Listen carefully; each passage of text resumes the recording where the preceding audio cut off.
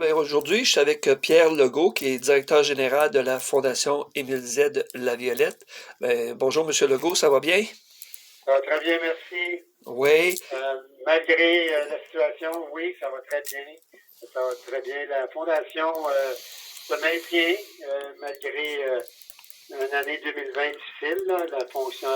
Fondation est de retour à ses bureaux depuis le mois de mars dernier et on souhaite de pouvoir remettre de l'avant nos activités pour aller chercher, pour aller amasser des sous OK. pour les enfants démunis de la MRC. OK. Parlez-moi justement de la dernière année, là, de cette année 2020, là, qui a pas été facile pour beaucoup d'organismes comme le vôtre, là, qui sollicitent les gens là, pour des dons, afin d'aider, vous, dans votre cas, les jeunes. Donc, racontez-moi un petit peu là, comment ça s'est passé, qu'est-ce qui était marquant là, pour vous, là? La fermeture des bureaux, évidemment. Oui, exactement. Nous, écoutez, la Fondation, les bureaux, on a fermé les bureaux au mois de mars 2020 jusqu'au 8 mars 2021. Toutes nos activités qui avaient été mises de l'avant, notre, euh, notre activité première, c'est-à-dire dégustation vin fromage, qui était notre première activité de l'année 2020, tout a été annulé. Et on s'est retourné vite, compte tenu qu'on s'est dit, bon, on va faire des demandes à nos gens qui nous ont toujours aidés dans le passé, des demandes de dons à travers des fondations privées, des entreprises, les gens du grand public. Et on a pu amasser 111 000 durant toute l'année 2020, qu'on a pu redistribuer à l'ensemble des organismes avec qui on fait affaire habituellement. OK. Exemple, Centre d'entraide Racine Lavoie, on a pu remettre des sous au programme Répit, boîte à lunch, l'aide aux devoirs pour l'école des Perséides, des curés Paquin. Euh, Mais des montants moindres. je vous dirais que pas tellement similaire pour certains, d'autres moins, c'est sûr. En l'occurrence, Centre d'entraide Racine Lavoie. Mais pour ce qui est de l'aide aux devoirs, c'était des montants qui étaient pas mal similaires, compte tenu que les enfants étaient à l'école quand même. OK. Bonne partie de l'année 2020-2021. Aller jusqu'au là, au moment où on se parle. OK. Fait que non, les sommes d'argent ont pu être redonnées à différents organismes. On prend aussi Polyvalente d'Oka, le programme ISO. Ça aussi, le montant était le même que les années antérieures. C'est qu'on a eu moins de demandes, mais de toute façon, on n'avait pas assez de sous non plus pour remettre à tous les organismes qu'on met habituellement. Habituellement, on remet pratiquement 200 000 par année. Donc, c'est 200 000 que vous ramassez habituellement? Oui, exactement, à travers les activités et les dons de différents organismes et de fondations et du grand public. Donc, est-ce que le manque à gagner est vraiment attribuable à l'annulation des activités? Ah, c'est sûr, oui. Le 90 000 qui manque, là, c'est vraiment ce que vous allez Oui, chercher avec les activités? exactement, et peut-être même plus, parce que là, on avait un bas de laine Oui. qui est diminué pas mal là, avec les années antérieures. C'était mis un petit coussin parce qu'on disait tout le temps s'il arrive quelque chose, il y a une activité ou quelque chose du genre. Euh, il y a aussi des entreprises, des fois, qui changent d'organisme à qui donner des sous. Fait que il fallait absolument avoir toujours un petit bas de laine. Fait qu'on a pu, avec ça, garder la tête haute et viser la viabilité de la Fondation pour OK. l'année 2020, partie de 2021. Mais là, ce bas de laine-là, il est pas mal vide, là. Oui, là, il est pas mal vite. Là, on est en réorganisation pour des activités qui vont être autres que des rassemblements pour 2021.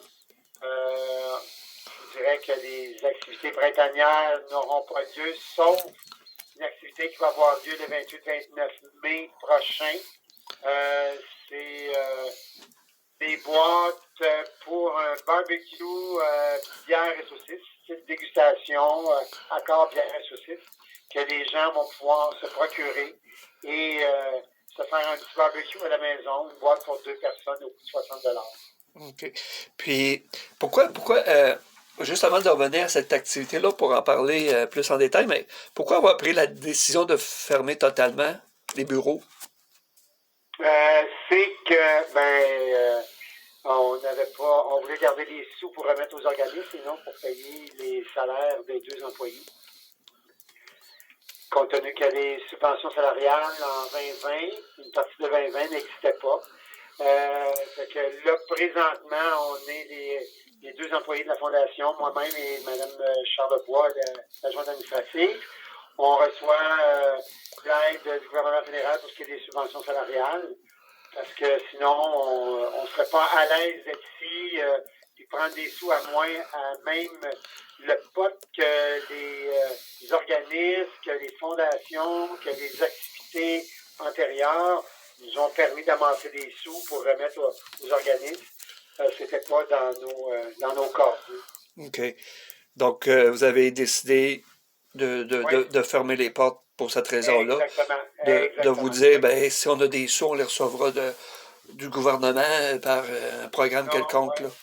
C'est ça, programme quelconque, ou sinon, on fait seulement un peu de bénévolat pour faire des demandes à différentes entreprises ou fondations privées ou grand public pour aller chercher des dons pour remettre aux enfants. Donc, vous avez été rémunéré en partie, mais vous avez fait du bénévolat aussi, c'est ça? C'est ça, exactement, durant l'année 2020. Puis là, vous ouvrez parce que vous voyez un peu plus d'espoir, un peu plus Ben, de... on souhaite. Ouais, On souhaite. Je vous dirais qu'on a fait notre calendrier 2021.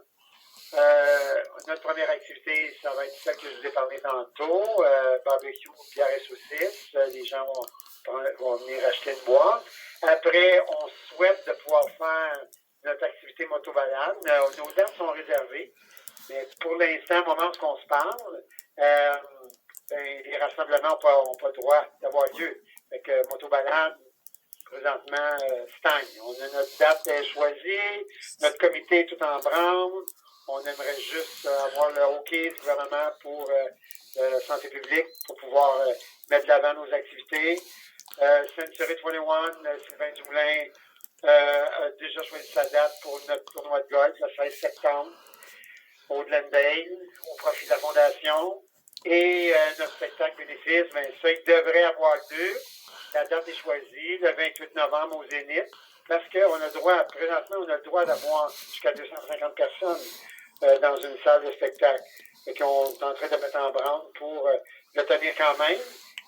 Si le nombre augmente de personnes pour pouvoir assister au spectacle, tant mieux, on va faire plus de sous dans nos poches. Parce que ce qu'on veut, c'est démontrer au grand public, dans la grande région, que la Fondation est toujours là. On est toujours là pour aider les enfants démunis de notre MRC, mais avec différentes activités, différents moyens. Peut-être les montants vont être moindres, mais on est toujours présent malgré ce qui se passe présentement. le spectacle bénéfice, rappelez-moi la date? 28 novembre, un dimanche soir au Zénith. Puis la moto-balade, ça sera quand? Le 13 août. OK. Donc, ça vous donne quand même une petite marge de manœuvre, là, parce que c'est pas demain matin, là. Non, c'est ça. C'est pour ça que je vous dis on a réservé nos dates. Nos endroits sont réservés, les comités sont en place, mais on surfe. On surfe en attendant qu'il se passe quelque chose de mieux pour pouvoir faire des rassemblements. Comme le tournoi de golf, la publicité va sortir cette semaine, le 16 septembre prochain au Glendale, de Century 21, de Sylvain Dumoulin, au profit de la Fondation. OK. Le moral, il a dû pas être facile, là, depuis au cours de la dernière année. Ben, écoutez, on avait toujours espoir, mais je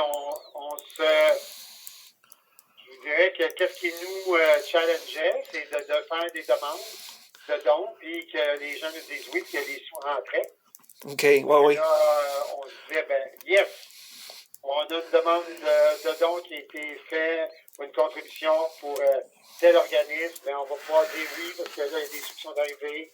avec le comité de dons puis le conseil d'administration, ben, on se faisait des téléconférences, puis on regardait ça, puis disant, oui, ça c'est possible, on va pouvoir remettre ces sous-là. Donc, est-ce que C'est ça qui nous a tenu en haleine toute l'année. Oui, puis que vous êtes tenu en vie, entre guillemets, là. Puis, est-ce que ça vous surprend le soutien d'avoir ramassé autant d'argent que ça, malgré dans les circonstances? Ben, je vous dirais que les gens sont très généreux. Oui, on a été surpris. Il y a des fondations privées, des entreprises qui ont tout le temps été là pour la fondation, mais ils ont continué quand même à nous appuyer, même des gens du grand public. On est très heureux, très, très heureux. Vous savez, la Fondation Mélisande Laviolette existe depuis 27 ans. Une très belle notoriété dans la région. Les gens du conseil d'administration, c'est des gens très impliqués depuis nombre d'années. Fait que tout ça ensemble fait que les gens ont dit oui, on continue. C'est une belle cause.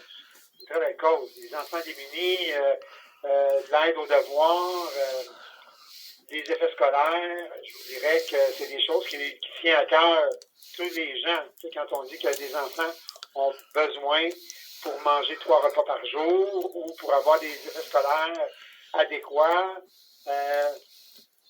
c'est vraiment quelque chose qui touche le grand public, mais là, on a vu que les gens le cœur à la bonne place encore avec la Fondation.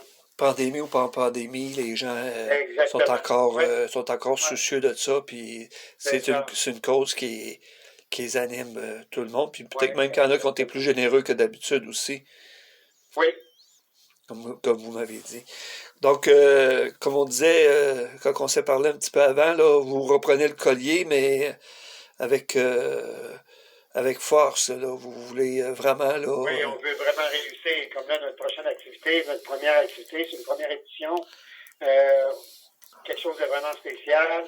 On met tout de l'avant, puis on essaie d'attirer une clientèle qui a du grand public, dire ah oui, wow, ça va être le fun, ça coûte pas trop cher, je peux aider, je peux contribuer à ma façon à la Fondation Mélisande Laviolette pour aider les enfants.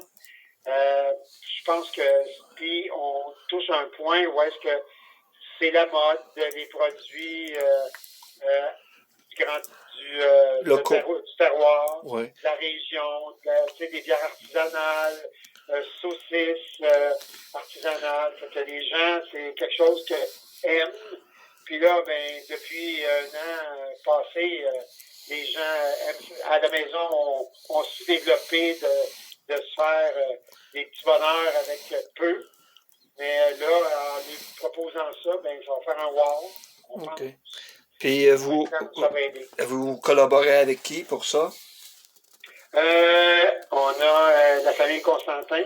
Présentement, là, c'est pas tout confirmé. On a la famille Constantin pour ce qui est des bières artisanales. On a Salamico pour ce qui est des saucisses. On devrait avoir, là, je vous donne un petit coup, là, Verger la France pour des petits accompagnements. Fait que là, on est rendu là, au moment où on se parle. Il y a un comité qui est en place.